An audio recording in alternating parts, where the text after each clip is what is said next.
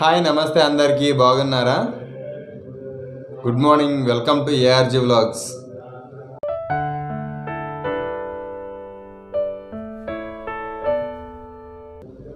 అసలు ఈ చలికాలంలో టైం ఎంత అయిందో కూడా తెలియదండి అసలు ఎవరికి. అసలు టైం చూడండి ఇప్పుడు ఎంత అయిందో.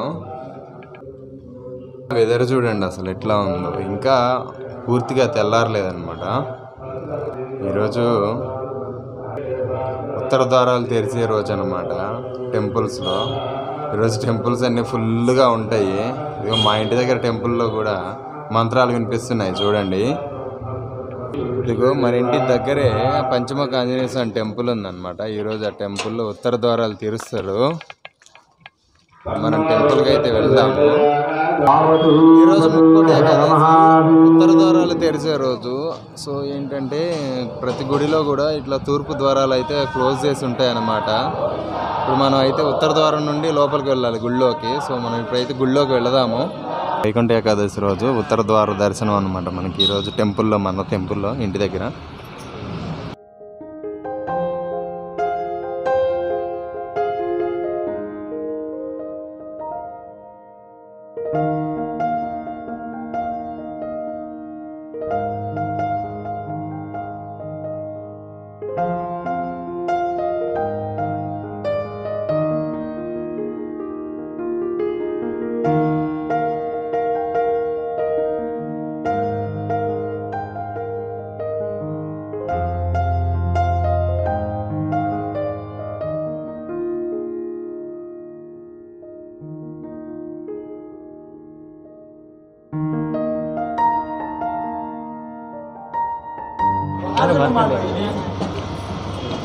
ఈ ఒక్క ఏకాదశి కనుక ఉపవాసం ఉంటే 3 కోట్ల ఏకాదశులకి ఉపవాసం ఉన్నటువంటి ఫలితం లభిస్తుంది.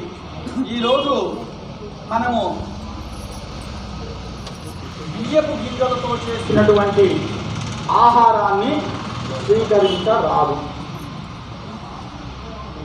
ఒకనొకప్పుడు రాక్షస శత్రువు అయినటువంటి శ్రీ మహావిష్ణువు వైకుంఠం నుంచి రాక్షస సంహారణార్థం, ధర్మ సంస్థాపనార్థం, రాక్షసుని చంపటానికి భూలోకం మొత్తం తిరుగుతూ ఉంటే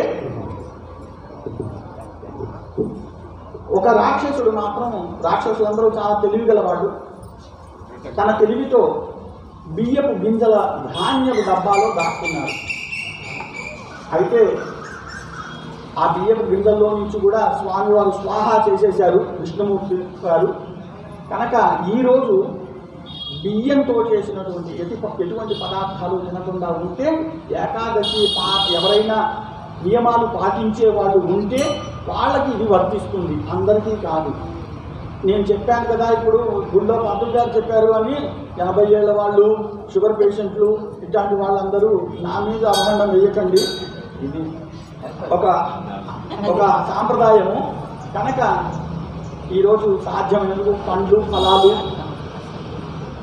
ఇంకేమైనా బియ్యంతో చేయని పదార్థాలు స్వీకరించి అందరూ కూడా ఆ వైకుంఠంలో శ్రీ మహావిష్ణువు యొక్క సంపూర్ణ అనుగ్రహ కృపా కటాక్షాలు పొందాలి. అట్లాగే మన భూమండలము తన చుట్టూ తాను తిరుగుతూ, సూర్యుడి చుట్టూ తిరుగుతూ ఉంటుంది. ఇది అందరికీ తెలిసిన విషయమే. ఇప్పటి వరకు మన సంవత్సరం కాలంలో 2 ఆయనాలు ఉంటాయి. ఆయనం అంటే 6 నెలలకి ఒక వచ్చేది ఆయనం. ఇప్పటి వరకు దక్షిణాయనంగా మనం పిలుచుకున్నాము.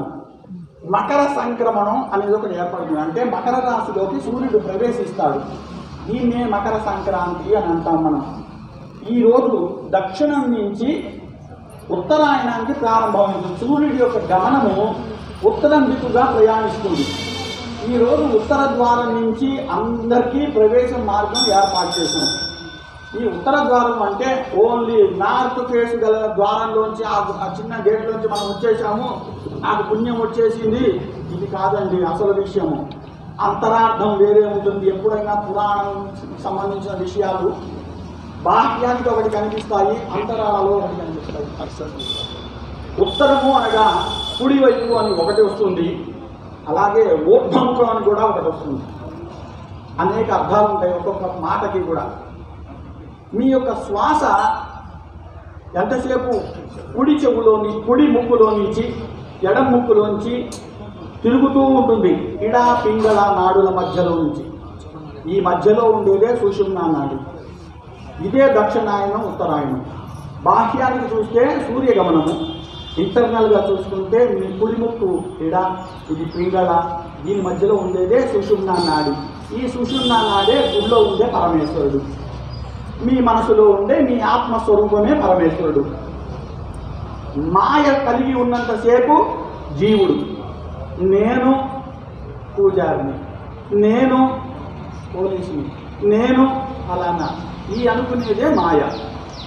ముక్కులో గాలి ఆడినంత వరకే నేను.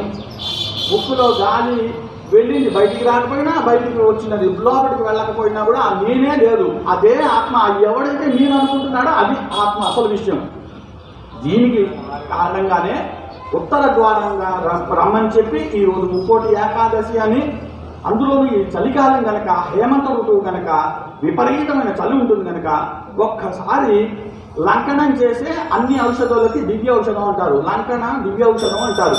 అందుకని ఏ పూటకి ఉపవాసం ఉండి మరుసటి రోజు చేసుకోవాలంటారు. అట్లాగే ఈ ఇడా పింగళ ద్వారుల ద్వారా సుషుమ్నా నాడిలో నుంచి ఊర్ధ్వముఖానికి ఉత్తర ద్వారం గుండా, అంటే రెండు కనుబొమ్మల మధ్యలో ఈ భృకిటిలో నుంచి ఈ సహస్రారంలోకి ఎప్పుడైతే ఆ రుక్మిణి సత్యభామ సమేత శ్రీకృష్ణ పరమాత్మని, అలాగే సీతారామ లక్ష్మణ భరత శత్రుఘ్న హనుమత్ సమేత శ్రీ రామచంద్ర స్వామిని ఎవరైతే తన దివ్యమైనటువంటి కన్నులతో ఆనంద భాష్పాలతో దర్శిస్తూ ఉంటారో, ఆ స్వామి వారి యొక్క దివ్య మంగళ స్వరూపం దర్శించుకున్నంత మాత్రంలోనే మనకి ఉత్తర ద్వార దర్శనము ముక్కోటి ఏకాదశి ఫలితాలు లభిస్తాయి. 24 గంటలు ఉపవాసం ఉంటే ఓన్లీ తిండి మానేసి నేను ఉపవాసం ఉన్నా పొద్దున్న నుంచి 2 గంటలు అయింది, ఇప్పటికీ 3 గంటలు అయింది, 10 గంటలు అయింది, 12 గంటలు పొద్దున్న నుంచి ఉపవాసం 10 మందికి చెప్పుకోవడం కాదు. ఉపవాసము అంటే స్వామి వారికి దగ్గరగా ఉండటమే ఉపవాసము. ఇంకోటి ముప్పొద్దులా తినండి, తప్పేం లేదు. 24 గంటల మనసులో నా కొడుకు అమెరికాలో ఉన్నాడు, నేను ఫోన్ చేయగానే వాడు కనిపిస్తాడు. అదేంటో మరి నాకు తెలియదు. ఒకసారి శ్రీరామచంద్రుని తలుచుకుంటే రాముడు కనిపించడు, శ్రీకృష్ణ పరమాత్మను తలుచుకుంటే కృష్ణుడు కనిపించడు. గుడికి వస్తాం, కళ్ళు గట్టిగా మూసుకొనేసి స్వామివారికి దండం పెట్టాం. అది కాదు, తన కన్నులతో ఆ మూర్తి ఎలా ఉన్నారు, వారి యొక్క ఆకారం ఏమిటి, ఏ చెయ్యి ఎక్కడ ఉన్నది, ఏది అభయహస్తము, ఏది కటిహస్తము, ఆ పాదాలు ఏమిటి, ఇవన్నీ చూసుకుని మనసులో ప్రింట్ చేసుకోండి. మీ బిడ్డలని మీరు ప్రింట్ చేసుకున్నారే, మిమ్మల్ని పుట్టించిన మీ తల్లిదండ్రులైన పార్వతీ పరమేశ్వరుని, ఆ రుక్మిణి సత్యభామ శ్రీకృష్ణ పరమాత్మని ఎందుకు మనం ప్రింట్ చేసుకోలేము? చిన్న విషయం ఇది, కాస్త ప్రయత్నించండి. ఇదే ఉత్తర ద్వార దర్శనం అండి. సహస్రారంలో మీరు దర్శన భాగ్యం చేస్తున్నారే, అదే ఉత్తర ద్వార దర్శనము. ఇది 2 విధాలుగాను, ఒకటి సామాన్యంగా ఇలాగూ, రెండవది ఆధ్యాత్మికంగా.